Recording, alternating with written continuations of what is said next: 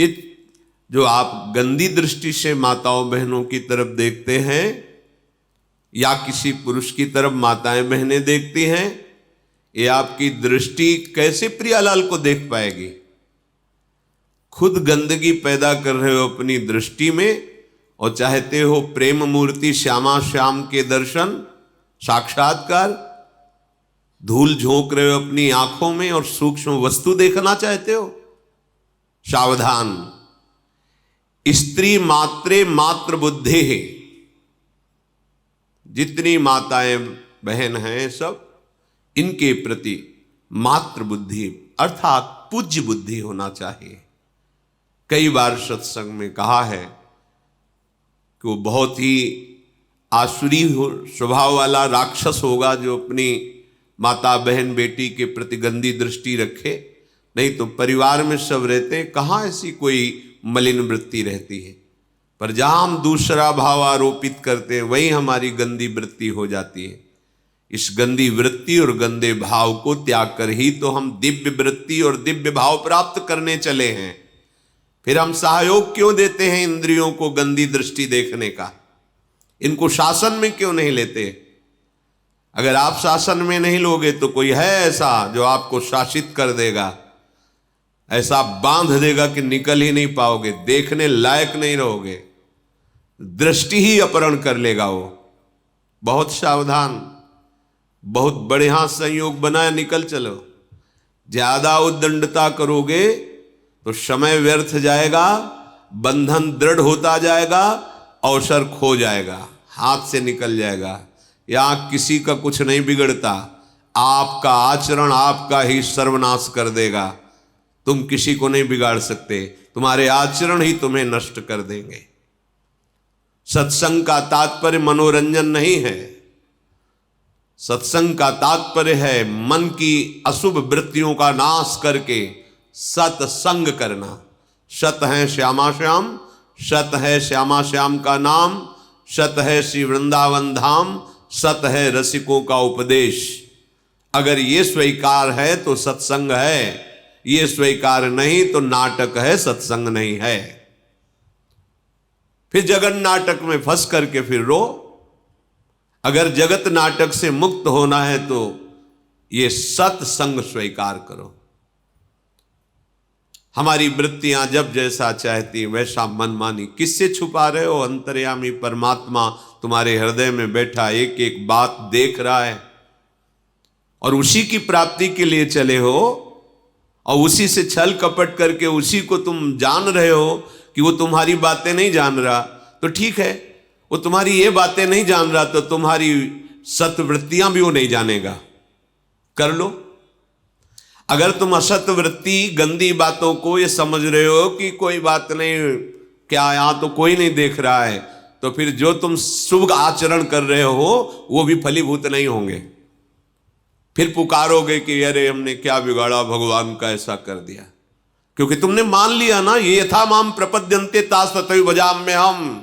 वो नहीं देख रहा है तो वो कुछ नहीं देख रहा है, तुम जैसा मानोगे वैसा ही दिखाई देगा, पर तुम्हारा कर्म तुम्हें नहीं बख्शेगा। स्त्री मात्र में पूज्य भाव, बच जाओगे। किसी का तुम कुछ नहीं बिगाड़ सकते, तुम अपना सर्वनाश करोगे। तुम्हारा हृदय गंदा हो जाएगा, तुम्हारा हृदय तुम्हें जलाएगा, हृदय तुम्हें ऐसी प्रेरणा करेगा कि फंस जाओगे, ऐसी जगह फंस जाओगे जहां कोई नहीं निकाल सकता, क्योंकि जो निकालने वाला था उसने अवसर दिया, निकालने की चेष्टा की, पर आप फिर फिसल कर वहीं खड़े हो गए। वृंदावन में क्या, संपूर्ण चराचर जगत ये उपास्य देव ही बने हुए हैं। ऐसी बुद्धि अपने हृदय में धारण करो। सर्वान वस्तुतया निरीक्ष्य परम स्वाराध्य बुद्धिर्मम। मेरी बुद्धि में ये दृढ़ निश्चय हो जाए कि मेरे आराध्य देव प्रभु ही सब रूपों में विराजमान है, चाहे वो जड़ हो चाहे चैतन्य हो, यही साधना का फल है। जड़ चेतन जग जीव जत सकल राम मैं जानी, बंदों सबके पद कमल सदा जोर जुग पानी। यह है वैष्णव का स्वरूप, यह है उपासक का स्वरूप। कहीं भी कोई रागात्मक या द्वेषात्मक वृत्ति नहीं, असंगोहम उदासीन स्थिति। समझ में नहीं आता। बनते हैं परमार्थ के सुभट और इंद्रियों की गुलामी बर्दाश्त करते हैं, मन की गुलामी बर्दाश्त करते हैं। जो इंद्रिय और मन का गुलाम है वो भगवदानंद क्या होता है केवल बातें बनाने से नहीं मिल जाता। अध्यात्म क्या होता है समझ नहीं पाओगे। बहुत सावधान। संपूर्ण चर अचर में भगवत बुद्धि। जब उपासक पर कृपा होती है, निरंतर नाम जप, मंत्र जप, वाणी गायन, एकांत सेवन, अपने आराध्य देव की सेवा में तन्मयता, तो झलकने लगते हैं कृपा करके युगल सरकार। फिर तो जैसे सावन में कोई अंधा हो जाए तो सावन का जो प्रकृति का स्वरूप हरा भरा, उसको 12 महीना हरा भरा नजर आता, क्योंकि नजर ही नहीं रह गई। हरे भरे को देखकर अंधा हो गया, अब उसको जीवन भर हरा भरा ही समझ में आएगा। ऐसे ही जड़ चैतन्य कछु नहीं दीखत, जित दीखत तित श्याम खड़े। बिउहल बिकल संभार न तन की, घूमत नयना रूप भरे। करनी अकरनी दो विधि भूले, विधि निषेध सब रहे धरे। नरहरिदास ते भय बावरे, जे यह प्रेम प्रवाह परे। ऐसे महासुख के लिए तुम्हें चयन किया है प्रभु ने, अवसर दिया है प्रभु ने, चूको मत। संपूर्ण माताओं बहनों में पूज्य बुद्धि, चरणों के दर्शन से ही हमारी दृष्टि पवित्र होगी। अगर मुख की तरफ दृष्टि जमाई तो जो चाहे आपन कल्याणा, सुजस सुमति शुभगति शुभ नाना। सो पर नारी लीलार गोसाई, तजौ चौथ के चंद किनाई। अगर माताओं बहनों की तरफ गंदी दृष्टि से देखोगे तो मति गति ऐश्वर्य वैभव सब नष्ट हो जाएगा। जिसने भी इतिहास साक्षी है माताओं बहनों की तरफ गंदी दृष्टि से देखा, वो चाहे जितना बड़ा वरदानी या बलशाली रहा हो, धूल धूसरित हो गया, नष्ट हो गया। इतिहास साक्षी है, पढ़ के देख लो। सावधान, तुम तो उपासक हो। तुम्हारी दृष्टि जैसे अपने मां को देखने पर परम पावन दृष्टि होती है, अपनी बहन को देखने पर, ऐसे ही जगत में जितनी भी माताएं बहनें हैं वो सब पूज्य है। तत्व दृष्टि से देखे तो एकमात्र सच्चिदानंद प्रभु ही ये स्त्री की पोशाक पहन करके लीला कर रहा है। अपने प्रभु को पहचानो, उनके चरणों के दर्शन करो, उनके चरणों में मानसिक प्रणाम करो। भोग वासना दृष्टि रख करके देखोगे तो वो दृष्टि ही तुम्हारी संपूर्ण सुखों का नाश कर देगी। ध्यान से समझ लीजिए, वो दृष्टि ही तुम्हें और किसी के नाश करने की जरूरत नहीं, वो खुद तुम्हें नाश कर देगी। तुम्हारे सुख की, शांति की, पवित्रता की, पुण्यों की होली लग जाएगी। बहुत सावधान। ये जीवन एक एक कदम सावधानी से चलने के लिए मिला है। चराचर में, वृंदावन में केवल प्रिया प्रीतम के प्रेमी जन ही विराजमान हैं, ऐसी भावना करो।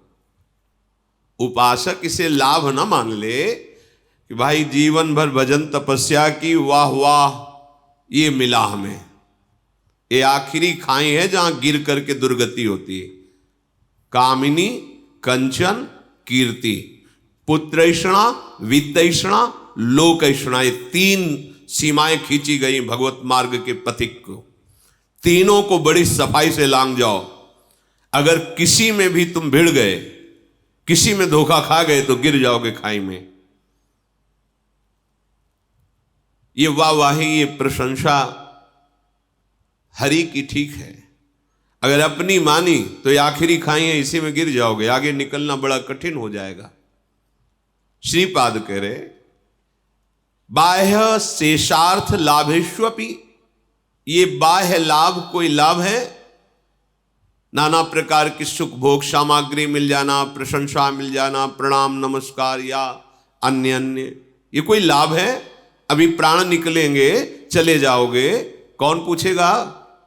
जब भगवान का अवतार हुआ, उनके नाम गुण नहीं गा रहे तो तुम्हारे नाम गुण गाए जाएंगे? व्यर्थ का ज्ञान, हमारा नाम हो जाए, हमारी कीर्ति हो जाए, या व्यर्थ का हम इतना निर्माण करवाएंगे कि वाह वाह, बड़े बड़े सम्राटों के किले में कबूतर हग रहे हैं, तुम्हारे निर्माण में कौन सा ऐसा महान यश हो जाएगा कि पूरा त्रिभुवन कहेगा वाह, विश्वकर्मा ने बनाया तो उनका नाम तो ले नहीं रहा कोई, जिन्होंने सुधर्मा सभा रची गई, इंद्रप्रस्थ में ऐसी सब कहां है? माया के प्रवाह में सब बह गए, इतिहास में केवल लिखे रहे। तुम क्या हो? बाह्य शेषार्थ लाभेष्वपि, अगर बाहर का लाभ तुम्हें लाभ दिखाई दे रहा है तो बड़े धोखे में हो। हृदय मुख म्लान निकृद्धा निबुद्धे, तुम्हें उदास हो जाना चाहिए कि तुम्हारी बुद्धि जो है वो भ्रष्ट हो रही है। सच्चिदानंद प्रभु के स्मरण को छोड़कर, प्रभु के चिंतन को छोड़कर विषय सुख, धन संपत्ति, मान बढ़ाई, विषय भोग, तुम्हारी बुद्धि खराब हो गई है। उदास होना चाहिए तुम्हें। भगवत मार्ग के पथिक का लाभ केवल एक ही है, निरंतर अखंड भगवत स्मृति, तैल धारावत भगवत स्मृति। रूप समाया हुआ है और नाम चल रहा है, इससे बड़ी कोई लाभ वृत्ति नहीं।